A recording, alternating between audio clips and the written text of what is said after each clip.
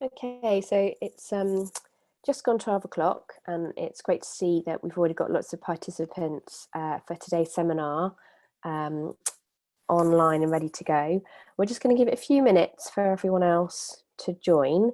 But just to remind you, today we're really looking forward to hearing from Lucie Hogger about dysphagia in care homes, from Caz Barnett about working with functional stroke, and about Naomi Soar, who's going to talk about supporting eating and drinking and at-risk decision making. So we've got quite an adult SLT focused set of presentations today, all of which sound fabulous. So just to remind you, if you've got any questions, then please post them into the chat function, either during the presentation or in the couple of minutes at the end, and I'll post them to our presenters. Katie Chad is behind the scenes today, managing all our tech, moving on presentations and the like. So thank you very much to Katie, who's stepping in for Helen Cameron, who usually has that role. And finally, just a reminder that if anyone is interested in presenting during the seminars, so if you've done any service evaluations, or if you've got undergraduate or master's research projects, or any audits or things that you might think would be of interest to a wider audience, then it would be great to hear from you. So just email or tweet myself or Helen, and we can get you into the programme. We've got some space towards the end of this year and beginning of next year now. So yeah, it'd be great to hear from you. So I'm just going to shut up now and give everyone another few minutes to join us, and then we'll get going with Lucie's presentation. Thank you.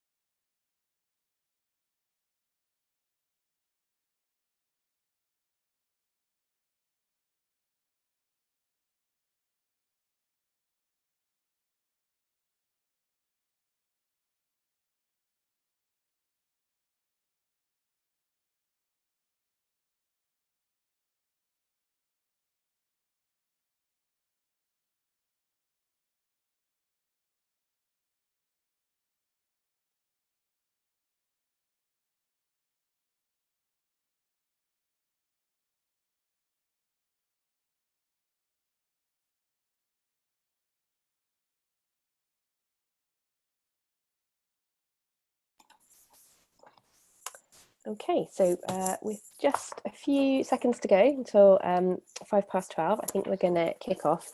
Just a reminder that today's presentations are being recorded and will be available on the RCSLT YouTube channel after today's seminar series. If you've got any questions that don't get answered in the chat, then please do email our presenters individually. They've put their email addresses at the end of their presentation. And the other thing I was going to say, yeah, is that copies of the presentation will also be available via there's a web page, a page on the RCSLT website for practice-based research. So without further ado, Lucie Hogger, thank you very much for presenting today, and it's over to you. Thank you, Kath. So I'm going to speak today about a Train the Trainer project that we ran in care homes, and there's a long list of my colleagues here to whom I'm indebted, and who in many places were much more involved than me in the project and the conception and execution of it. But without further ado, the next slide, please, Katie. So today, this is just a brief roadmap for this session. So I'll just locate us in the setting and give you a bit of context as to why the project took place, the objectives that we set out with as a speech therapy team, the objectives of the funders and how we engaged the care homes. And I'll talk through a little about the phases of the project, and then really hone in on the training that was provided and how it was received. And finish with some lessons and some reflections that we drew from it, which may be helpful for other people who are running training projects. So the next slide, please, Katie, shows the setting that this took place in. So the project was in Islington, which is a kind of relatively compact little inner London borough. And the community health services in Islington are largely provided by Whittington Health, which is an integrated care organisation. So that comprises Islington community, Haringey community, and the acute hospital in the north of the borough. And at the time of the project, all that merger had just happened. So it was a kind of time of flux, but offers a lot of exciting opportunities to work together as speech therapists across all of the adult teams. The project involved 8 care homes across Islington that were run by 6 different providers at the outset, but then later became 5 as one acquired another home. So again, more kind of shift across organisational boundaries. That's the number of staff that were in the homes at the time, and there were 440 resident beds. So all reasonably large homes and much the same sort of size. So the next slide, please, Katie, shows some of the key stakeholders in the project and how it came to be commissioned.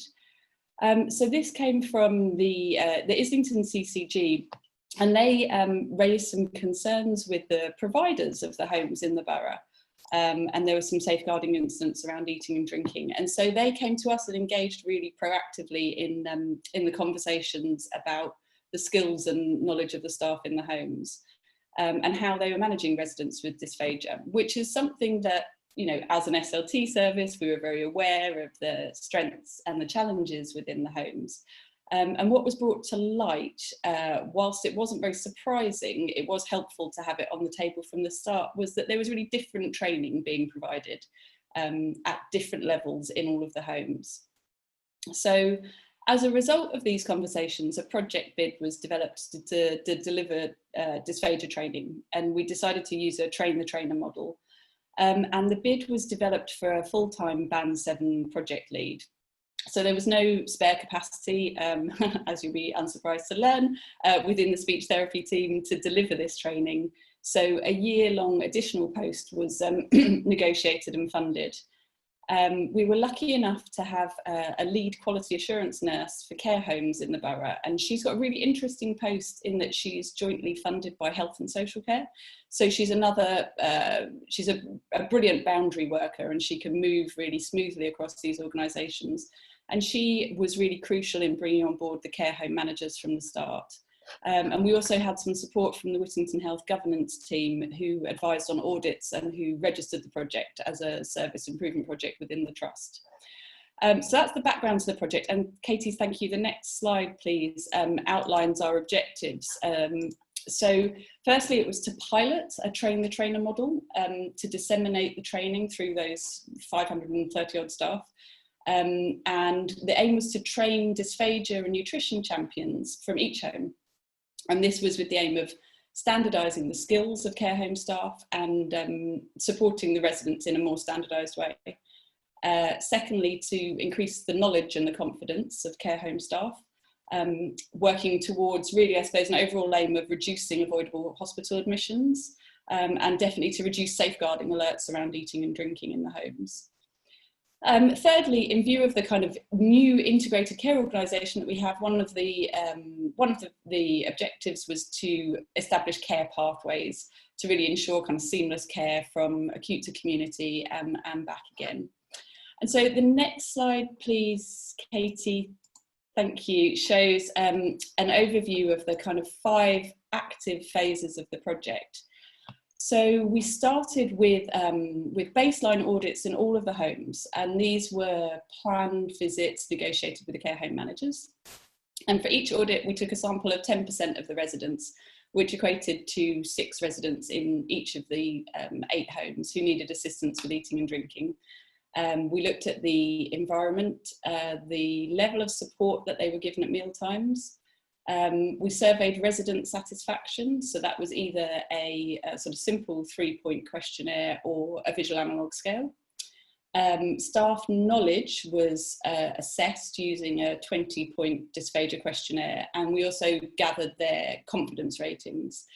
Now, I'm not going to say a lot more about the audit data today because we gathered a huge amount of data, and today I'm just really focusing on the training. But please do ask me or contact me afterwards if you'd like to know more about this. So following the initial baseline audit, there was a period of training of the Dysphagia Champions, and these were a mix of nursing and care staff from across the 8 homes. And the training included dysphagia training and also learning how to train others. And I'll describe this in a bit more detail on the next slide. There then followed another round of audits, midway audits, which were again negotiated with the care home managers. There was then about a 10-week period after the champions had received their training and after the midway audit, in which they were asked to offer training to other staff within the care homes and to train them as widely as possible. And at the end of that period, a further audit cycle was completed, and that one was an unannounced visit. And we also gathered data at that point about how much training had been delivered by the champions. So the next slide, please, Katie, is about the training that was given to the champions. So how the champions were identified were, the home managers were asked to identify a minimum of 2 per home. And on the right there of the screen, you can see how these were made up across the homes. So most homes put forward 2 staff, but a few put forward 3 or 4. And one home was only able to commit to 1 member of staff in the end. And inevitably, this had kind of an impact on the sustainability of the training within the home. The format for the training was an initial brief introductory session, and this is where they got to meet the rest of their cohort and the project team. And then it was 3 full days of training spread out over 6 weeks. They then had a further half-day follow-up towards the end of the project, which was really nice. It meant they got to share experiences as a cohort. So the training itself was competency-based, and it was developed in conjunction with the dietetic team, who were also running a year-long project promoting food first to reduce the reliance on nutritional supplements. And the competencies that we developed were based largely on the interprofessional dysphagia framework, which, for those who aren't familiar with it, is it's a framework for both registered and non-registered dysphagia practitioners. And it has 4 levels, so assistant, foundation, specialist and consultant. And we were training our champions to the level of assistant dysphagia practitioner. The principles of Train the Trainer were integrated into the training throughout, and the champions got to practice delivering training sessions on day 2 and day 3 of the full day's training to each other, as well as delivering at least 1 training session in their care homes between days 2 and 3. And so then they had a chance to discuss this with their cohort and with the project team on the final day. So Train the Trainer, the model, you're probably all familiar with it, but it's drawn from adult learning theory principles, in that the idea is that people retain 90% of what they have to teach to others. And it was chosen partly for pragmatic reasons as well, thinking that by having trainers on site in the care homes, this would enable repeated training kind of over the months and years, which both from a sort of pedagogical point of view was good, because repeated training has been shown to improve, like, for example, oral care in homes, but also would go some way to addressing some of the challenges of the high turnover of staff and attrition of staff in care homes. So the next slide, please, Katie, shows the training pack that was provided to the Dysphagia Champions. So each home was provided with an electronic copy and a hard copy of these 12 modules. And they comprise 10 mandatory modules, and then the two with the asterisks, the effects of ageing and risk managed feeding, were or optional modules. And they were designed to be delivered in around kind of 20 to 30 minutes each, and they could stand alone, or you could do them as a number, so perhaps like an hour and a half of training. The champions were also provided at that point with training logs to log how much training they were doing within the homes, and copies of the competency documents. So the next slide, please, shows the outcome of what happened with the dysphagia champions. So all of them reached the assistant dysphagia practitioner level, which was fantastic. Lots of the care staff had minimal kind of previous exposure to competency models of working, and their knowledge improved on the dysphagia knowledge questionnaire by an average of 5 points across the group, from 37 to 42 out of a possible 61, and then they retained that knowledge over time. So that was fantastic. The next slide, please, shows what happened with the train the trainer model. So this is a bit of a busy slide, but it's a breakdown of the staffing across the homes. And I think it's quite important to see the levels of temporary staff that some of the homes relied on. And on the right there, you can see the percentage of staff who, by the end of that 10-week period between the middle and later audit, had received some level of training. And so you can see that in general, if you compare that with those, with the number of dysphagia champions within the home, generally those who'd been able to commit 3 or more staff to become champions had more encouraging kind of percentages of other staff who'd been trained. And the home that only had 1 champion hadn't been able to complete any at all. And we followed up the project at a later date as part of a sort of separate piece of work, and these patterns mostly persisted. So why, given that we'd put, quite a lot of training into dysphagia champions, really we had sort of somewhat disappointing, I suppose, levels of staff trained. And this was for a number of factors. There was changes in care home management in 4 of the 8 homes in that period. There was quite a high turnover of staff. So out of the 20 champions, 2 of them left their post, and the time available for train the trainer sessions within the homes. So the next slide, please, shows a little about what happened with the care pathways. So we developed excellent relationships within the homes who particularly valued having a kind of named SLT contact. We had a huge reduction in our inappropriate referrals from 20 the year prior to the project to 1 during the project year, and that's largely persisted, and that's in large part down to the introduction of a swallow referral tool, which really improved the quality of the referral. Our avoidable admissions stayed the same, but the coding of that was a little bit tricky. So if we were doing the project again, we'd look at the coding of the local acute hospital in a bit more detail at the start. Very briefly, the next slide is my reflections, because I'm running out of time. So investing time at the start, if it's possible at all to invest time prior to starting a project, a funded project, the KPIs and the audit data took up an awful lot of time, and a year is really too short now to see the impact of some of this. Acknowledging the limitations within the homes and the things that you can't change. There are multiple drivers, I realise, within the homes that are largely non-clinical. Make peace with the tensions that you have. This was a sort of personal reflection for me. There's tensions inherent when you're providing an NHS service with private providers, and that's something I really had to think about and talk to people about a lot. And I would suggest, considering different models of learning theory. It wasn't something that I knew a great deal about, but it's something I've done a lot of reading about since. One of the problems with some adult learning theory is that it's culturally blind, and perhaps with this group of staff over this period, it might have been appropriate to consider other models. So the last slide, very last slide, is just my email, and I would really love to hear from anyone. So thank you very much for listening, and if it feels more comfortable to email me than to put something in the chat box, I'd love to hear about your experiences of similar sort of training. Lucy, thank you so much. That was brilliant. I have to admit, I was so into it that I completely forgot to check the clock. So I didn't give you much warning to come to the end of your presentation then. So I'm really sorry for not doing my job properly. But as I said, I was really engrossed. I thought it was such a thorough training model that you'd presented, and I kind of felt a bit sad that it hadn't had greater impact. It kind of affected me a bit emotionally that obviously such a lot of thought and care had gone into the way you provided the training, and that it just hadn't quite had the impact that you were hoping for. So I was on an emotional journey with you. Anyway, There's been some comments from the panelists here. Again, Mark Jays has said that he's really impressed that busy care home staff were released to take part in such an in-depth training, and that, you know, that was quite a lot, I guess, for care staff and shifts and stuff over 6 weeks.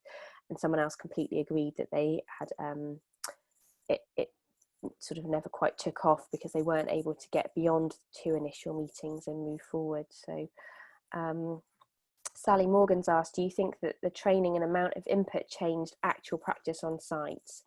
So do you think that even with those trainers, perhaps?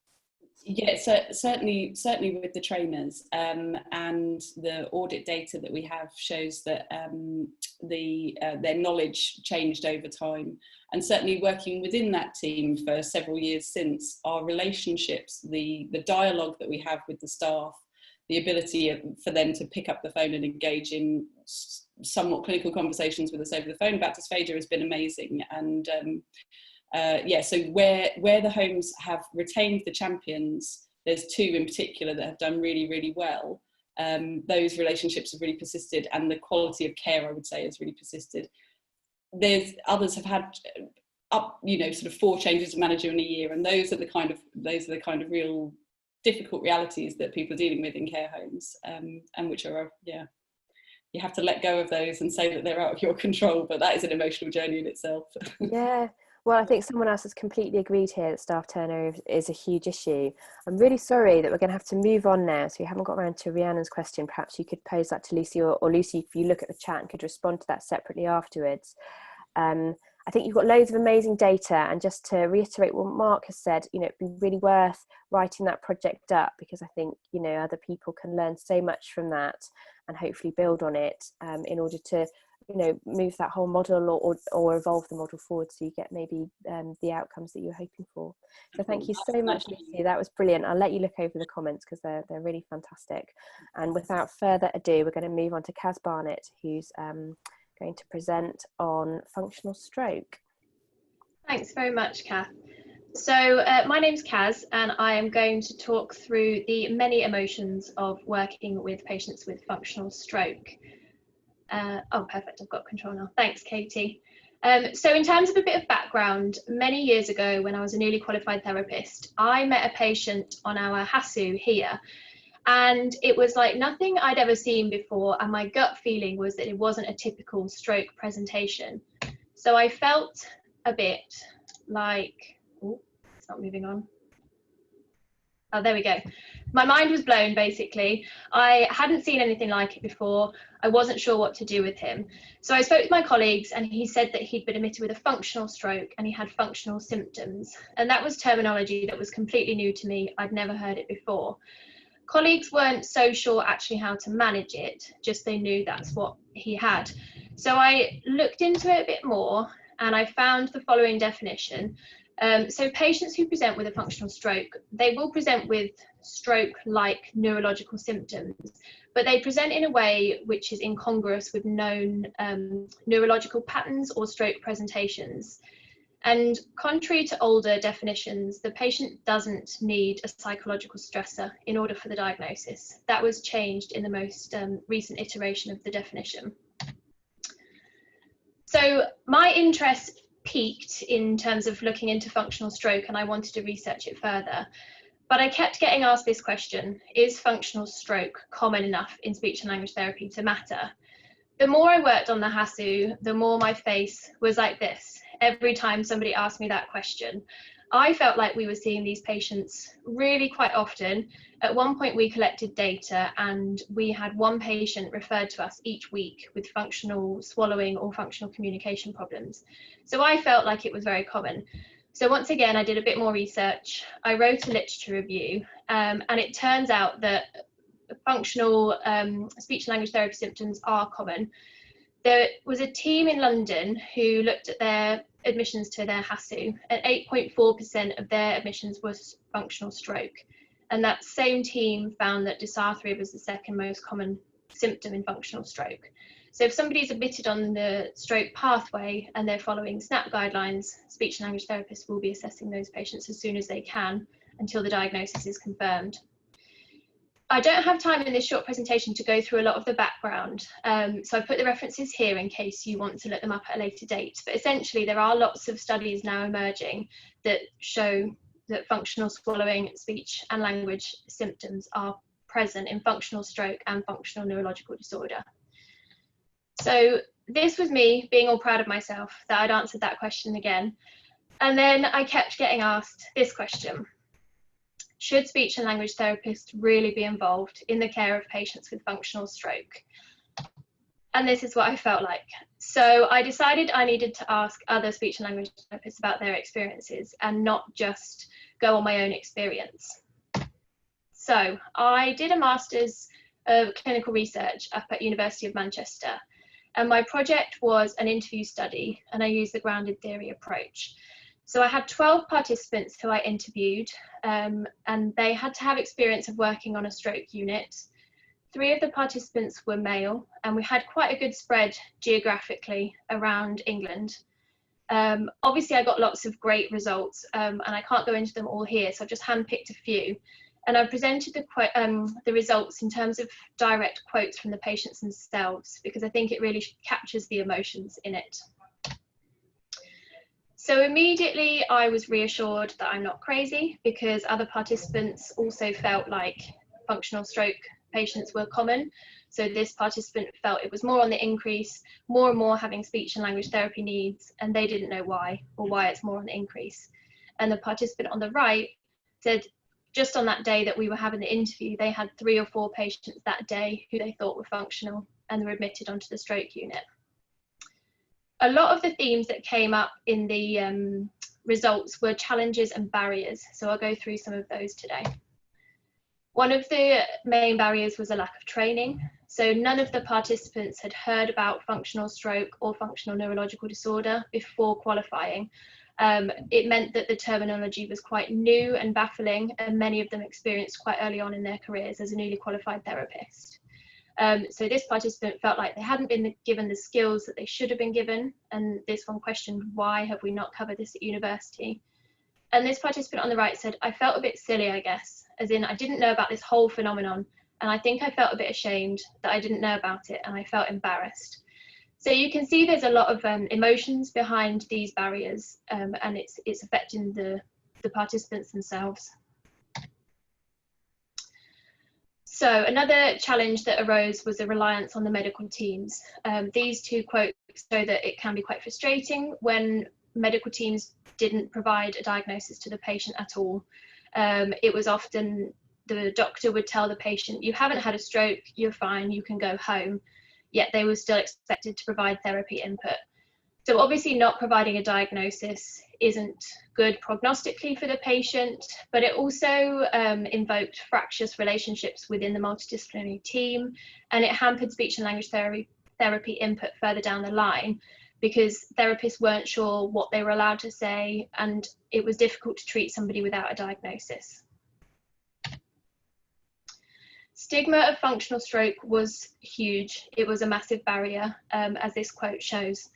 So there's a lot of negative attitudes towards people with this difficulty across the spectrum. Not just AHPs, I think medics as well often have quite a negative view of functional neurological disorders and limited understanding. People's attitudes towards these patients is often really negative and dismissive, not really giving them the time of day, being annoyed that they're there really, and just wanting them out. So pressure to discharge was also a big barrier reported by the participants. Patients with functional stroke were often deprioritised compared to those with an organic stroke. So often they were discharged from hospital without the help that they needed. Stigma also came from speech and language therapists as well. So this participant said it's quite hard to fight your case of why this person needs speech therapy, because non-organic causes of communication difficulties other than voice are quite misunderstood. And the participant on the right said that they've heard the odd comment from a speech therapist saying they're completely making it up or making fun of the symptoms somebody's having. So it's quite shocking out of context, I think, but a lot of these themes came up from all the participants, and stigma around functional neurological disorders is a huge barrier.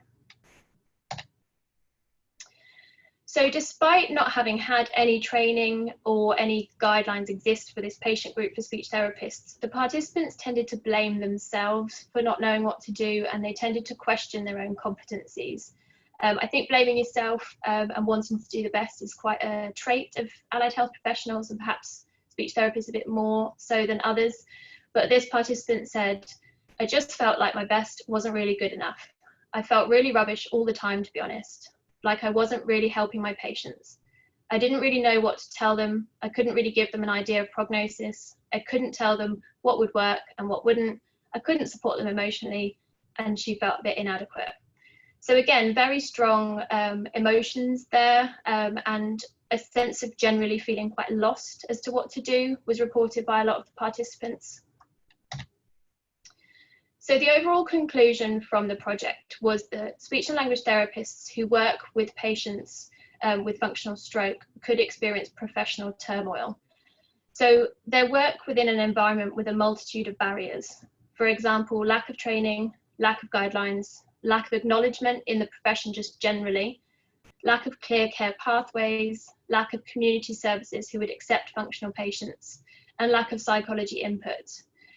And as healthcare professionals, the participants wanted to help their patients. It's part of their job. They acknowledge their suffering, they recognise symptoms as real, they recognise patients are not getting a good service.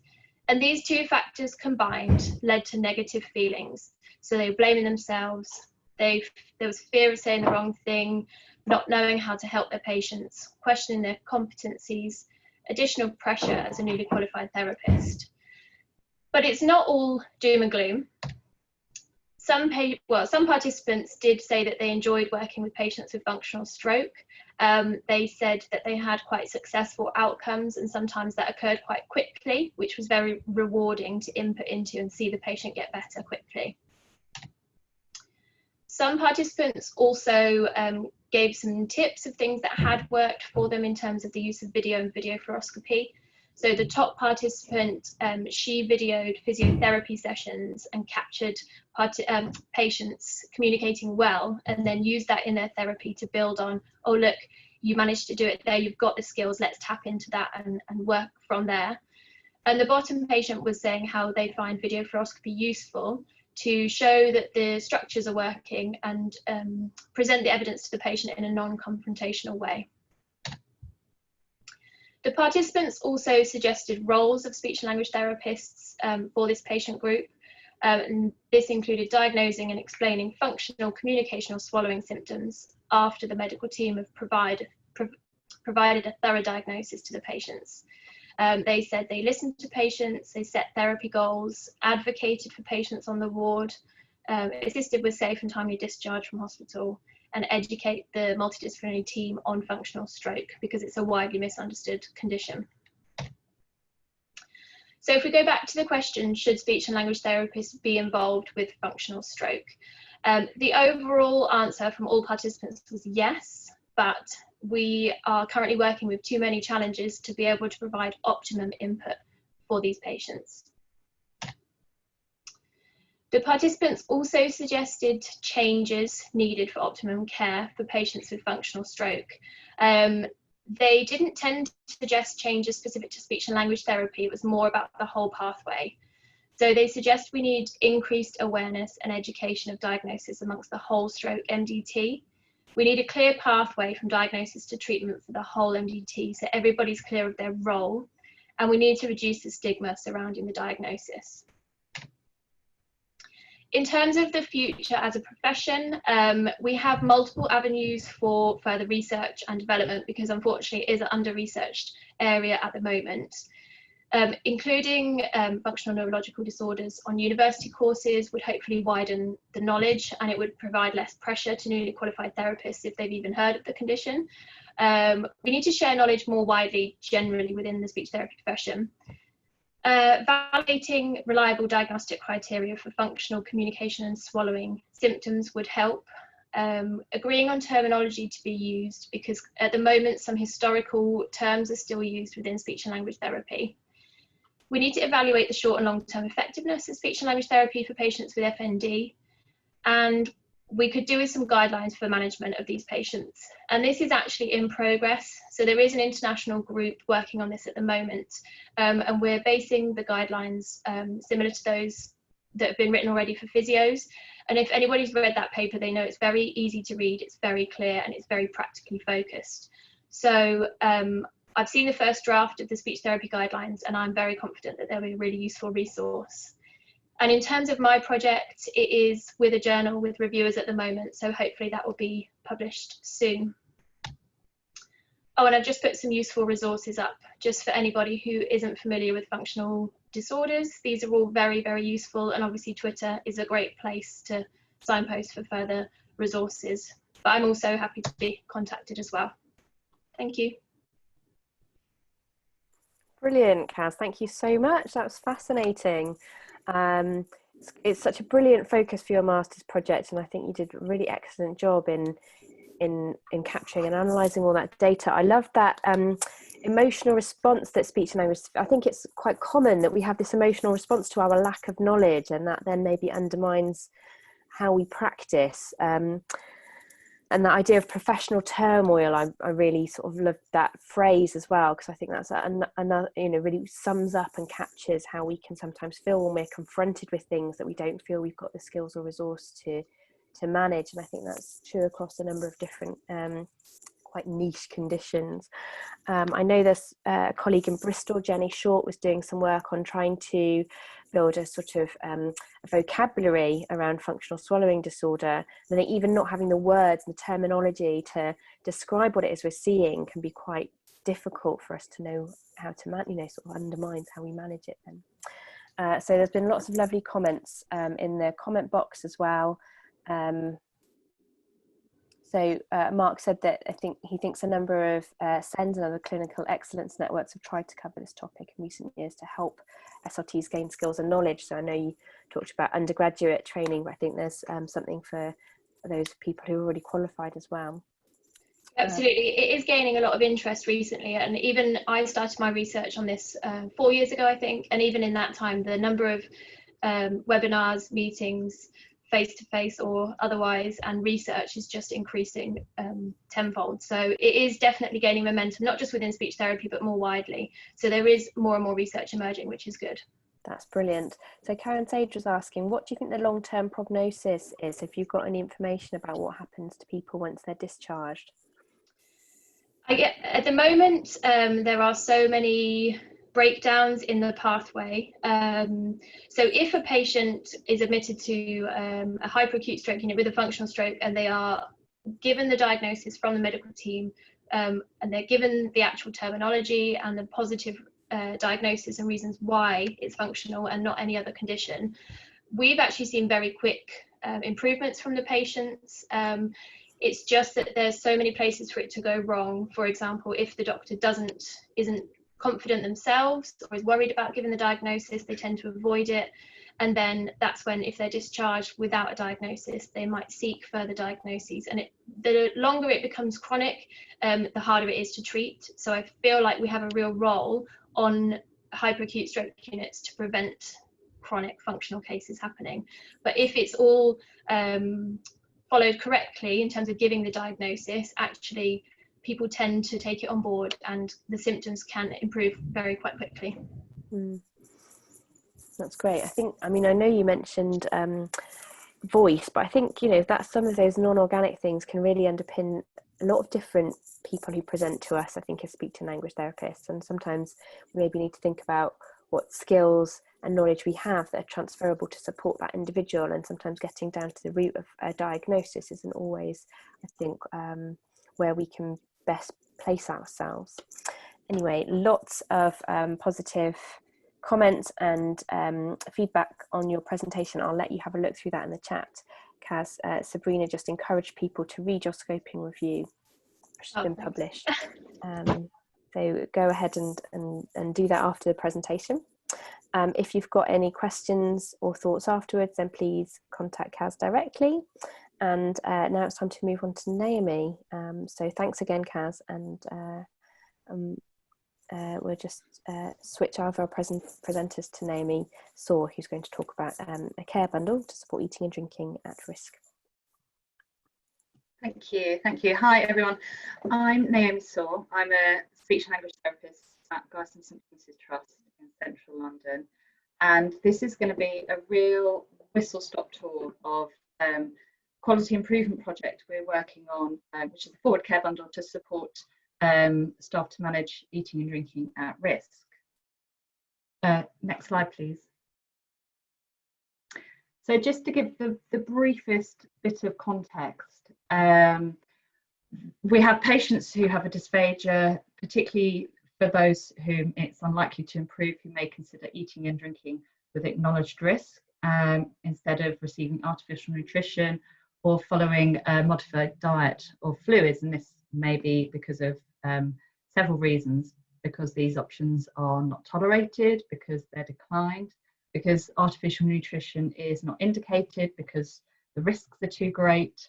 And we know that management can be quite complex and it requires coordination of several issues, which hopefully I will illustrate in the next slide, which is a case study. And for those of you who work in acute care or work with particularly in elderly care, I'm sure you will recognise this patient within your own caseload. So our patient is a female in her 80s. She's a care home resident. She has a diagnosis of dementia, and she's brought into hospital and is given a diagnosis of a pneumonia. Now she fails our trust swallow screen because she's coughing on fluids, and inevitably this happens on a Friday evening because these referrers always seem to come in at that time. And she's placed nil by mouth over the weekend, waiting for speech and language therapy. The beginning of the working week, she's assessed by speech therapy. She's a bit brighter, but she's showing signs of not really she's showing signs of aspiration and all consistencies. The conversation with the multidisciplinary team is that we're going to support her to eat and drink at risk. We're going to recommend the diet and fluid that is going to be most manageable for her. She's not appropriate for NG, and we're going to support her to go home. She goes back to her care home. A few months later, she develops a chest infection. She's admitted to hospital. She's diagnosed with a pneumonia. She fails our trust swallow screen. She's placed nil by mouth. And we could really see this potential for this cycle to repeat itself. And it gave us cause to look in a bit more detail about how we manage patients who are eating and drinking at risk. And we could really identify some gaps in our care. Go to the next slide, please.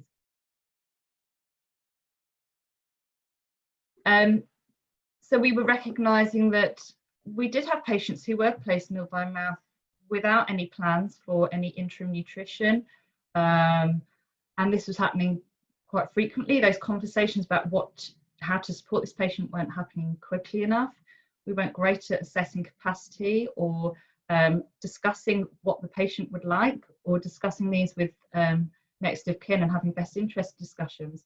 We weren't great at making advanced care plans and really trying to preempt what sometimes is an inevitability and work out what should happen if this patient does deteriorate as a result of their eating and drinking. Could I have the next slide, please? So we decided to collect initially quite a small set of data to really sort of hang our hat on what we were identifying. So we collected data on 19 stroke patients. This is a few years ago now, and it kind of proved what we were thinking, that we weren't brilliant at documenting the things that we should be for these patients. So mental capacity assessment, best interest meetings, and putting details in our discharge letters. And patients were sitting nil by mouth without alternative nutrition or any plans for their nutrition. And this really prompted a small multidisciplinary team to think about developing a tool to provide support to staff with decision making and to try and promote a consistent approach to management and documentation. Can I have the next slide, please? And this resulted in the development of the Forward Care Bundle. It was initially inspired by some of the work that Darren Hanshi is doing over at Queen Elizabeth in Woolwich, and we really sort of took her idea and ran with that. A care bundle was developed. This is what Forward stands for.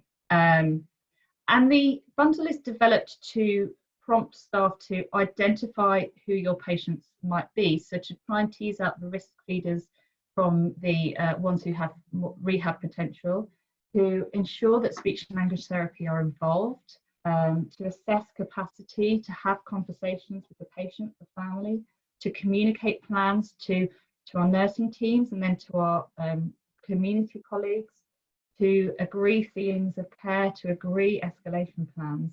And for anybody who isn't familiar with what a care bundle is, the Institute for Healthcare Improvement has some great information on their website.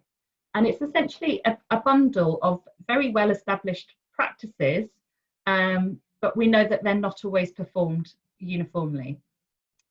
I want to point out what Forward is not, because I feel this is as important as what it is trying to do. Forward is not a treatment pathway, so it doesn't set anybody on a course of action. It doesn't preclude anybody from any treatment. So we might have somebody on this care bundle who is appropriate for supportive care at home. We might have somebody who's appropriate for full escalation to intensive care. And this is not a tool to either encourage or discourage eating and drinking at risk. Next slide, please. This is our project team. I'm lucky enough to work with a multidisciplinary team, and we managed to get some funding from our trust charity, which essentially pays for my salary. I work on this project part-time, and it's really helped to have somebody sort of dedicated to this without the distraction of the clinical caseload. Next slide, please. These are some of the outcomes that we are looking at collecting. So I've mentioned 4 of those. Additionally, we collect data on staff confidence. So we do that before and then 3 months after we offer the training on the Forward Care Bundle, and collecting feedback from patients and families. And really that's about how we communicate and how well supported they feel. And we're looking at collecting data on readmissions, so of the patients we support with the Forward Care Bundle, who then comes back in. Is there any pattern there? Can we predict who might need more support? And what are our standards of care when patients come back in? Do they then have another period of nil by mouth, or can we recognise that they are supported on this Forward Care Bundle? And are we having conversations with them again? And are we documenting this? Next slide, please. So the care bundle itself was based on a Plan, Do, Study, Act framework. The symbols you can see popping up represent the iterations of our bundle. So we have just developed version 19. So you can see, we are constantly making changes and working out what works and what doesn't. We started quite small on our elderly care unit and stroke, and we're now using it across most of our acute trust. And we're working quite closely with our community colleagues to work out how we could have an adapted version to use in the community teams. Next slide, please.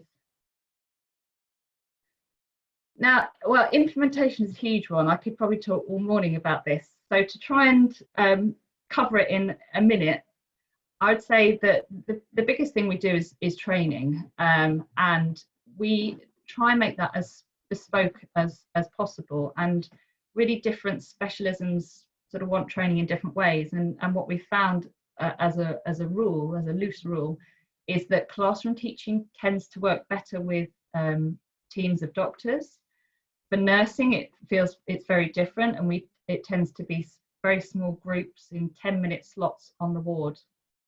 We found that having a speech and language therapy presence on the ward is critical. So just to really raise our profile, to get staff to understand who's the sort of link person for talking about to link with about the Forward Care Bundle, to raise any queries with. Strong links with nursing is really key as well. We found that junior doctors just seem to rotate around constantly, and the nursing presence seems to be much more constant. So we found that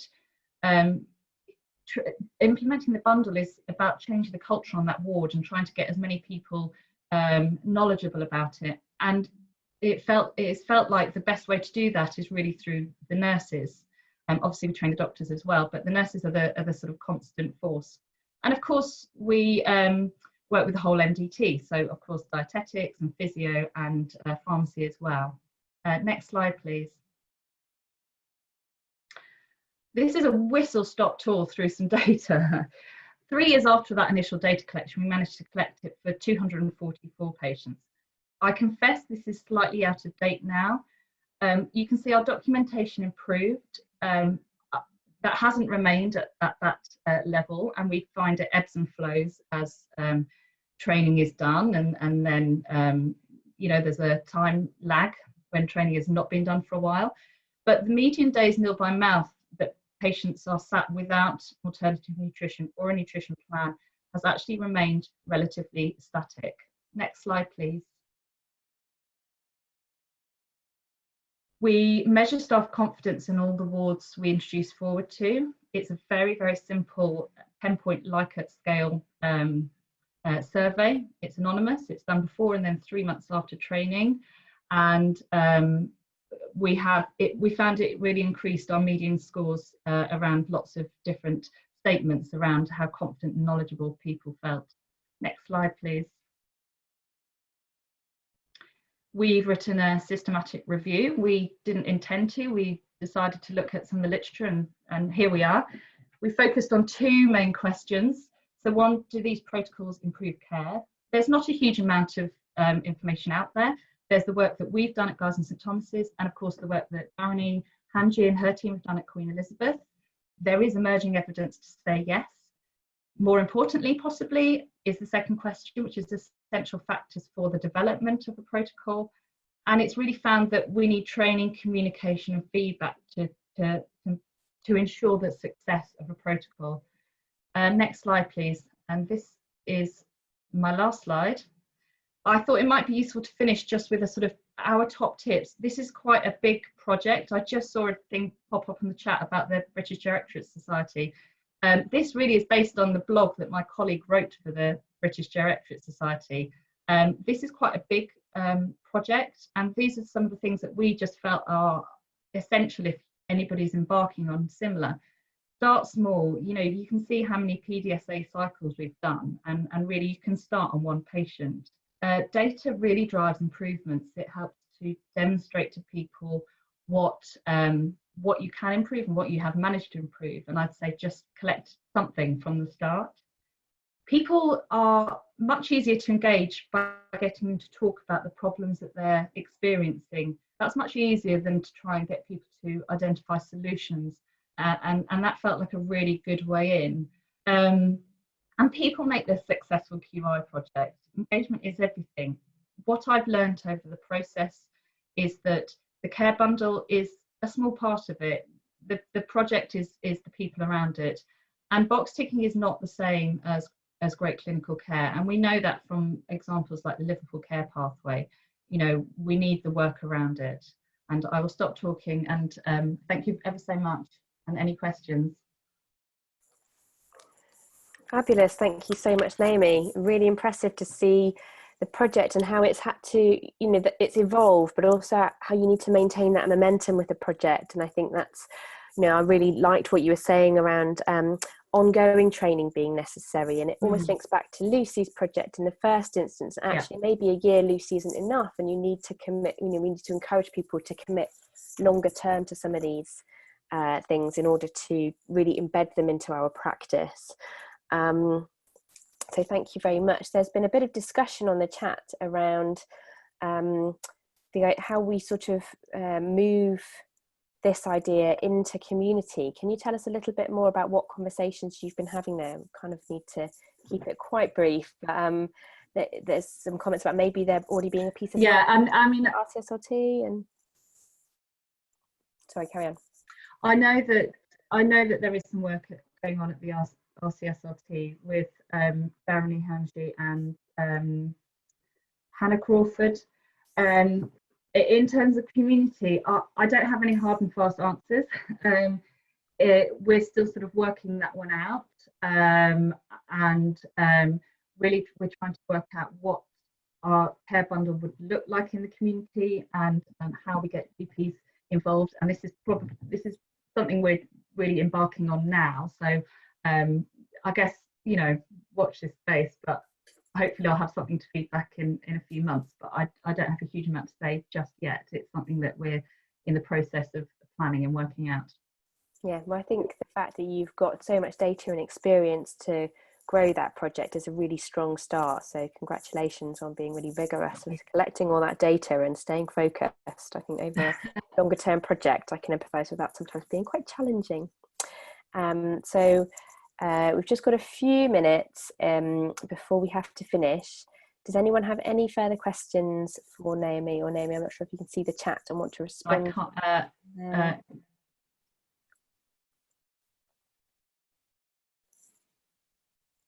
So Rhiannon was saying it's important to be able to share information on decision making.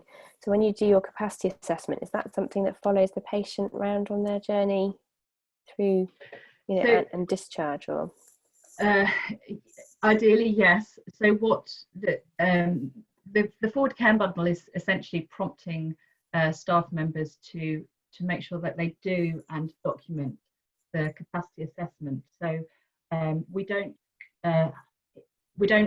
hold information about those conversations within the care bundle. So ideally, that information is documented, and then it goes into our electronic discharge letter, which essentially says this is what has been discussed with the patient. So yes, those conversations, absolutely, we would expect them to be documented and then conveyed to our community teams. And that's absolutely what we address in our training.